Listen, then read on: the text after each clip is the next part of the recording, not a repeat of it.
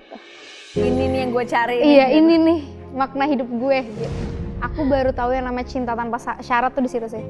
Aku kayak nggak bisa banget berkata-kata banget, jadi aku nangis banjir gitu. Nangisnya kayak selama aku hidup Niko itu adalah ayah terbaik banget. Cel, dari bisnis semua lo ini sekarang ada berapa banyak? Aku jual lokasi saji. Ya, favorit aku. Jangan lupa pada cobain ya. Itu stok aku di rumah.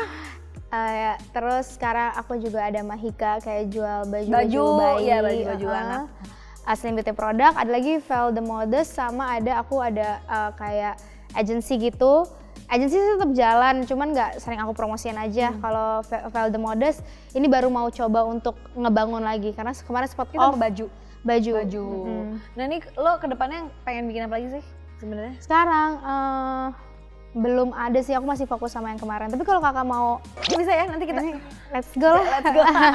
Nah kalau misalnya buat teman-teman mungkin yang pengen coba mulai bisnis, terus pengen mencoba hal yang baru. Ada yang bilang kan kalau misalnya harus mau bisnis itu harus punya uang banyak dulu atau ada background bisnis dulu. Kalau dari kamu tuh gimana? Ada saran, kesan, dan pesan gitu sebagai entrepreneur? Aku mulai bisnis itu, aku modalnya 0 kak. Nol. Aku dari SMA apa kuliah? Sebenarnya kalau bilang bisnis kecil-kecilan kayak jualan gelang-gelang gitu dari SMP ya. Lo emang dagang Emang ya? suka dagang, karena kan uang jajannya pas-pasan ya kak. Terus kita kan pengen jajannya banyak gitu. Iya, lo pengen jajan. Iya, pengen jajan. Pengen dari situ dulu Iya. gitu kan? Itu tuh modal tuh dari reseller kak awalnya. Jadi kan nggak perlu ada modal. Cuman ya tergantung ya mereka mau bisnisnya. Lo jadi ngambil dulu, terus habis kalau udah dijual lo ini? Jadi kalau dulu ya, itu aku nggak tahu sekarang masih banyak yang kayak gitu apa enggak. Jadi aku kumpulin dulu orang-orang yang mau beli. Pre-order? Iya, pre-order. Nanti aku beli di dia, so aku kirim deh ke dia, dropship gitu. Gitu. Jadi nggak pakai modal, yang penting aku promosi aja yang gencar. Gitu. Ya sebenarnya intinya sih akhirnya kalau ada mau, yang penting niat sih kak. Ya ada niat gitu. Kadang-kadang kalau misalnya, menurut gue ya, kalau gue lihat nih sekarang nih ya, banyak orang tuh yang kayak, tuh gue udah gini, mungkin ditambahin lagi sedikit, mungkin bisa jadi, bener gak sih? Mungkin. Usahanya maksudnya gitu. Jadi jangan mudah menyerah gitu. Karena ya lo dari nol gitu. Orang tuh suka lupa ngeliatnya dari sekarang kayaknya Rachel enak gitu. Tapi kan dia nggak tahu gitu kalau mungkin lo nya dulu juga ya dari nol gitu kan semuanya. Nggak tiba-tiba kayak punya ini gitu. Tapi menurut soalnya aku, jaga lilin ya. Maksudnya kayak menurut aku semua orang backgroundnya tuh beda-beda ya. Bener. Kak. Dan apa yang mereka mau bikin bisnis juga beda-beda. Kalau aku sih dulu setiap achievement aku tuh simple. Aku tuh jadi zaman dulu pas aku pengen pertama kali aku jualan kayak gelang-gelang, coklat-coklat, itu sesimpel kayak aku pengen, dulu kan aku ke sekolah naik angkot ya kak. So aku sesimpel aku pengen naik ojek deh. Capek naik angkot gitu. Iya. Nah habis itu nanti udah bisa naik ojek, kita nambah lagi nih achievementnya apa sih abis ini, pengen naik taksi, pengen naik apa nanti. Jadi kayak pelan-pelan gitu, bukan yang kayak dari dulu, dari kecil so aku kayak aduh pengen punya rumah gitu, enggak kayak gitu. Berarti mungkin nih buat yang lagi mau mulai usaha, satu mungkin niat dan usahanya, yang kedua motivasinya. Iya benar. Kadang-kadang kita kalau motivasinya ketinggian atau nggak punya motivasi juga jadinya drop. Jadi memang penting banget buat kita tuh punya motivasi, punya goals ya kan. Nah itu tuh tips dari Rachel kayaknya. Ini sekarang ada Bestie Happening. Ini ada video-video lucu-lucu biasanya. Coba kita lihat nih ada video apa. Aduh gemes. Aduh.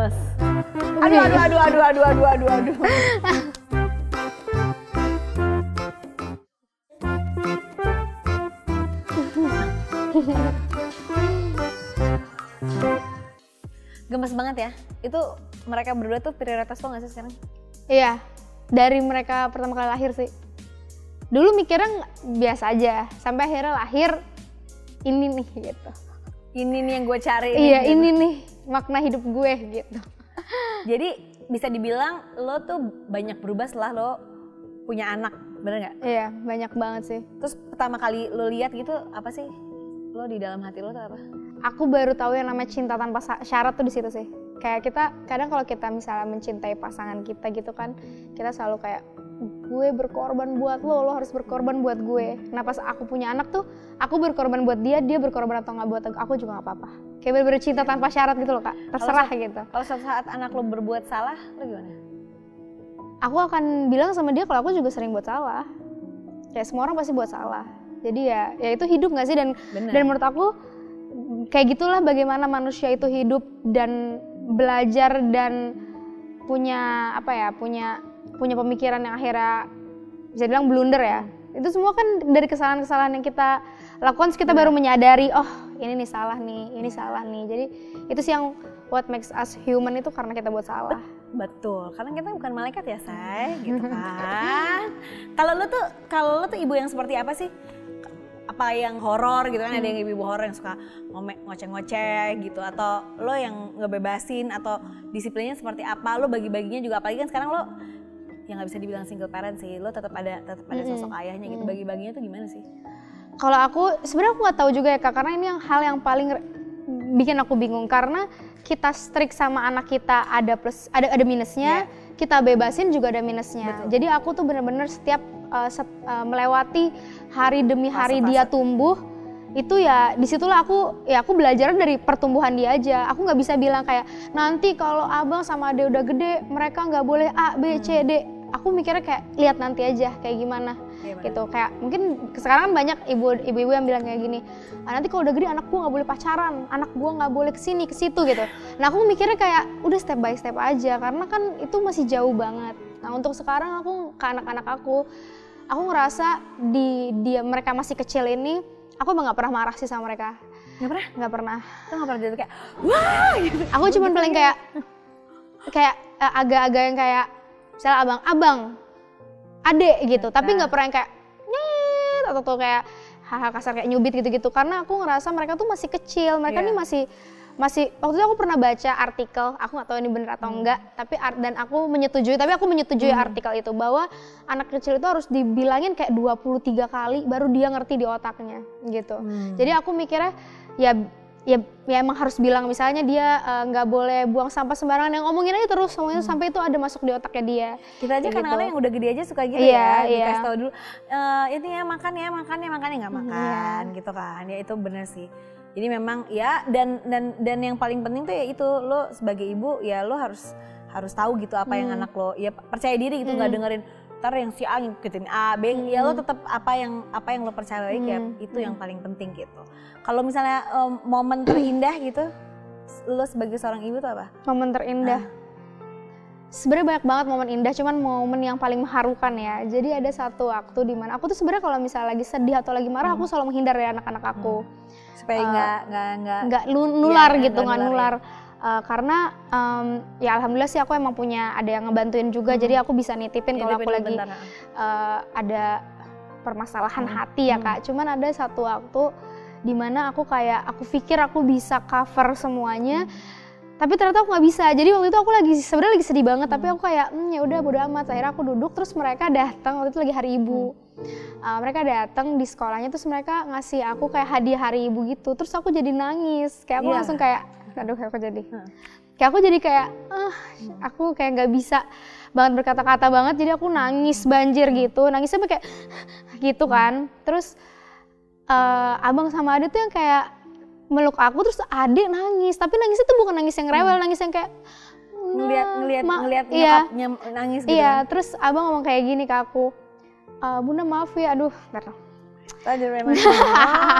kayak Bunda maaf ya, jelek ya prakaryanya abang. Terus aku jadi kayak aduh, itu yang momen gak terlupakan sih buat aku. Aduh sorry ya cengeng. Nggak apa-apa ya, wajar. Kita pasti sebagai seorang ibu kalau udah urusannya anak lo pasti melo banget sih. Melo lah. Dan apalagi kan lo ya itu dia, lo bilang lo single parent nggak sih? Nggak kan? Mungkin single iya, tapi kalau sekarang single ya? Sekarang single. Alhamdulillah. Kok alhamdulillah sih Kak? Ya maksudnya alhamdulillah lagi single gitu. Kalau misalnya untuk anak-anak, aku merasa aku sama mantan suami aku udah berusaha co-parenting yang terbaik buat mereka sih untuk saat ini gitu. Susah nggak sih? Susah nggak sih? Sebenarnya ya lumayan sih Kak, lumayan susah karena kayak aku kan berpisah sama mantan aku pasti ada konfliknya dong. Ya iyalah, lu Gak lagi. mungkin kayak lagi hahaha pisah yuk gitu kan, nggak ya. Jadi kayak ada konfliknya dan kita saat waktu itu akhirnya kita memutuskan untuk ya udah kita udah nggak bisa sebagai suami istri, itu kita emang mikir yang paling pertama kita pikirin tuh emang anak. Kita udah nggak peduli sama apa kata orang, apa terserah, cuman ini anak gimana gitu loh. Karena mereka masih membutuhkan sosok ayah dan sosok ibu gitu. Jadi saat itu kita tuh bener-bener yang kayak banyak banget hal yang kayak aku nih emosional banget loh Kak. Apalagi kayak ada suatu hal-hal yang misalnya bikin aku ke-trigger tuh aku bisa langsung marah. Cuman aku mikir kayak aku nih udah gede, aku udah dewasa dan aku tahu rasanya gimana hidup dibesarin oleh mamaku doang dan gak ada sosok bapak tuh gimana sih rasanya. Dan aku tahu kalau Niko tuh jujur ya, Niko itu aduh semoga dia nggak nonton ya. Cuman Niko itu mungkin bukan kita nggak jadi pasangan yang terbaik ya. Aku sama Niko bukan pasangan yang terbaik, tapi selama aku hidup Niko itu adalah ayah terbaik banget. Ya nggak apa-apa dong kalau dia nonton. Malu. Gue pikir apa dia mau ngomong apa? Kayak aku udah sering banget kayak lihat kayak ayah aku atau siapa gitu, aku ngeliat Niko tuh bener-bener, jadi aku kayak surprise gitu loh sama kayak gimana dia mendidik anak-anaknya, dan aku nggak mau menjauhkan kerekatan itu, dan aku berusaha supaya anak-anak aku ngelihat kayak apapun yang terjadi antara aku sama Niko itu adalah masalah aku sama Niko, ini bukan masalah mereka, ini bukan salah mereka gitu.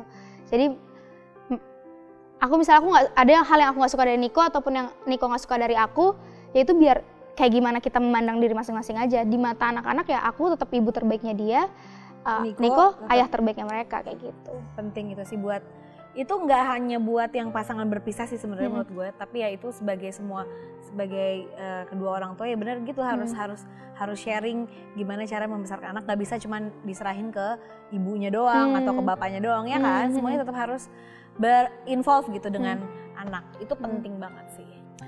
Ngomongin keluarga teman-teman, ada satu quotes yang aku suka banget ini dari Kiki Smith. My support system is simple, people and time, the miracle of other people in your life. Sebenarnya udah dari tahun 1980 dan Smith ini dikenal dengan praktik multidisiplin dan juga representasi figuralnya tentang kematian, kehinaan dan juga seksualitas.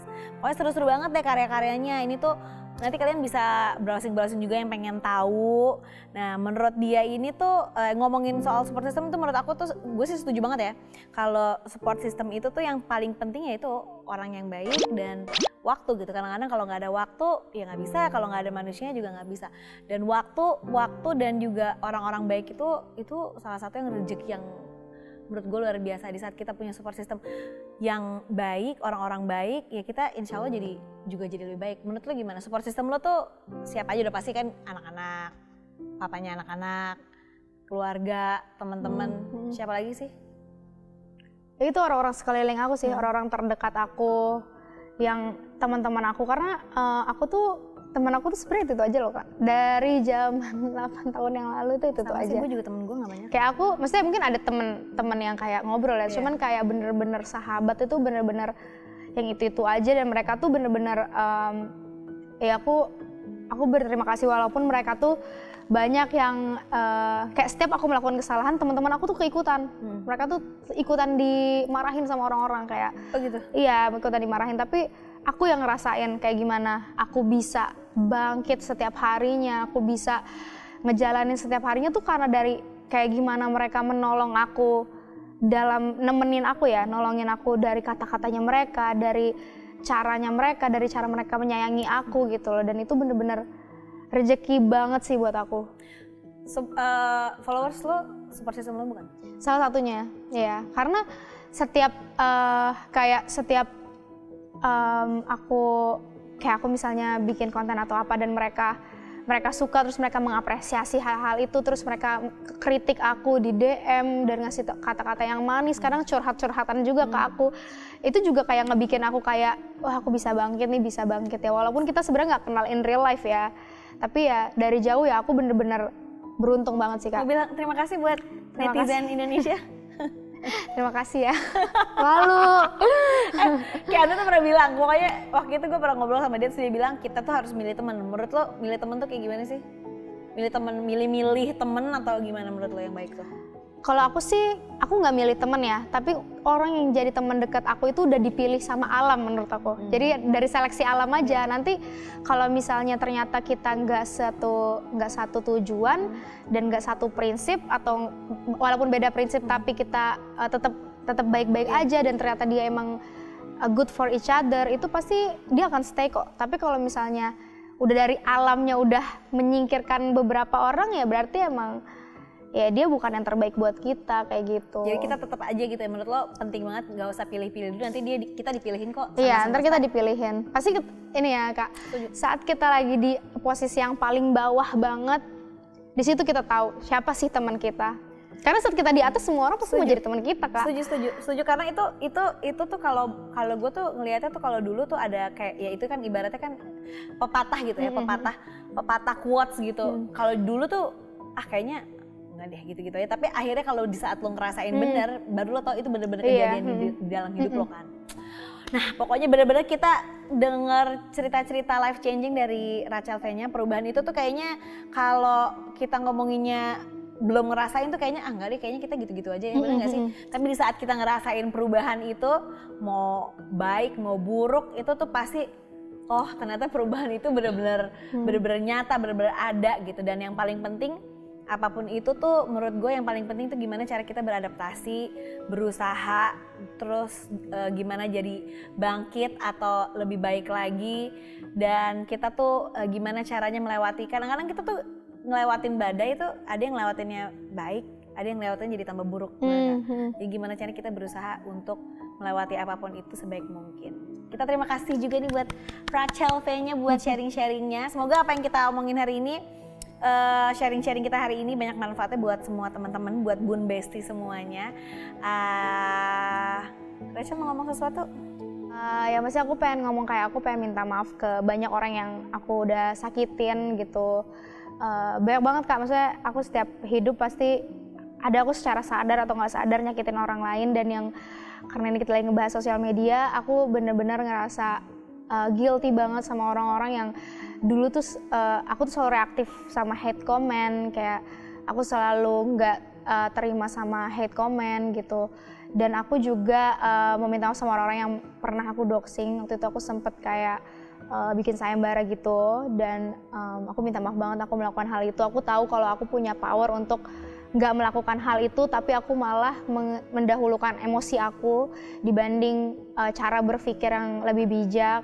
Dan aku harap juga untuk teman-teman aku yang masih setia untuk follow aku, untuk kita kayak setiap apapun siapapun yang kasih hate comment ke aku, nggak usah maksudnya aku berterima kasih banget dibelain, tapi kita lihat di arah positifnya aja. Jadi nggak usah perang di komen-komen itu, kita kayak jadi orang yang lebih baik aja setiap harinya, dan nggak usah jadi bad vibes. Kita harus selalu positive vibes, walaupun itu cuma ada di mungkin positive vibesnya cuma di sosial media ya, tapi diawali dari situ dulu aja gitu. Betul. Nah buat kalian semua yang pengen hidupnya positive vibes, nah bisa langsung follow sosial medianya Bun Lifetainment, ada di Facebook, Instagram, dan juga YouTube. Subscribe, like, dan jangan lupa nyalain loncengnya. Terima kasih. Aku ada Tina Dwi Jayanti. Kamu siapanya Dwi Jayanti? Makanya ini pertanyaan yang masih kaget buat aku. Nah, lagi aku bicara ini sama Kenang. Menurut lo tuh cantik tuh apa sih? Buat aku cantik itu adalah ya luas banget. Setiap orang tuh punya keunikan dan kelebihan masing-masing. Bisa melihat diri sendiri itu cukup, itu udah cantik banget sih. Pas ngeliat Instagram, Masya Allah gitu kan, kakinya gantung-gantung. Gak mungkin gak juga, udahlah bismillah. Baru ngeliat ininya aja tanganku udah basah nih. Anak TikTok zaman sekarang. Adik cuma punya kakak cuma punya adik. Gak terus-terusan sama mama. Kalian ujung-ujungnya temen curhat kalian tuh kalian berdua, bukan mama gitu. Ya, kali aja nih punya anak lagi. Oh gemoy. Enggak gemoy. Aluna juga sih sebenarnya. Kesel banget. Aku juga kesel kayak, Dek, kita tuh mau dilihat kayak gimana sih sama orang lain dari tampilan kita. Agak gotik nih awalnya aku. Cuman ternyata